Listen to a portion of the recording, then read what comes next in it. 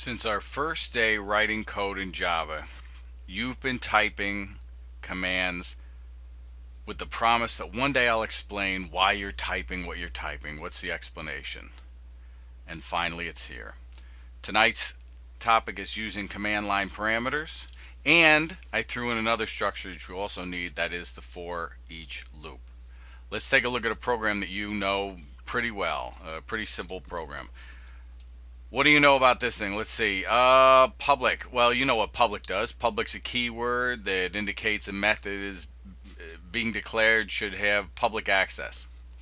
Static. Static methods are associated with the class itself, not any particular object. You don't have to create an object from a class in order to use a static method. Ready? Void. You know what void means. Void is a method that doesn't need to return a value. It indicates that no value is going to be returned. Main is the name. Main is the name of our method here. There we go. Main is the name of our method, which brings us to string args. That's our topic tonight. This is a parameter list. It's obviously the parameter in the main method. It's a parameter list used to pass data to a method, in this case the main method. Java requires that the main method must receive a single parameter, and that is, the parameter is an array of string objects. We use args only at a convention, just something we always have done, and so we're always going to keep doing it. And I'm going to show you why this works and how this works and how we can use it in just a few seconds. Last thing I want to do is point out this different type of for loop I have here.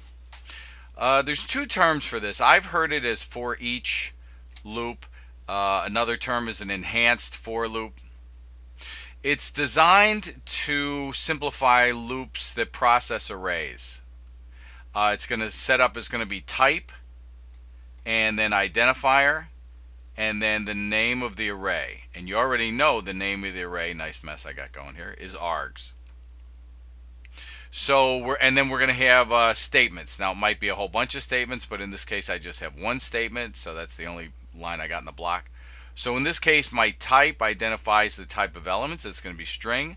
The identifier is going to provide a name for the local variable just inside this method, s, that I'm going to use to access each element of the array. So s is going to be the first element, then the second element, then the third element of the array called args, arguments. Okay. Let's see how this thing is used.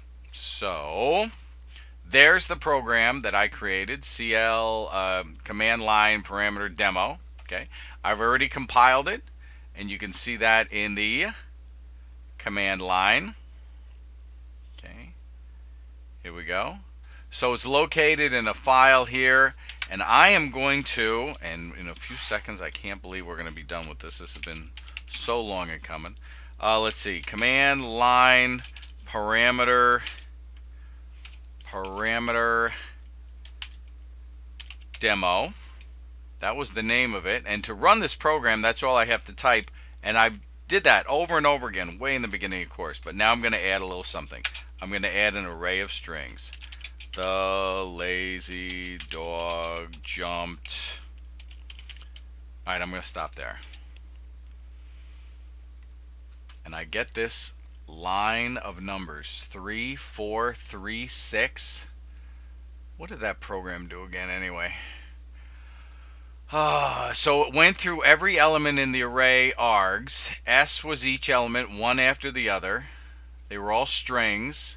I'm supposed to do a system out print line and do what with each one? I'm supposed to print out each element's length. There's my 3, lazy, there's my 4, dog, there's my 3, and jumped, there's my 6. And that ends one of our very first mysteries. And here endeth the lesson.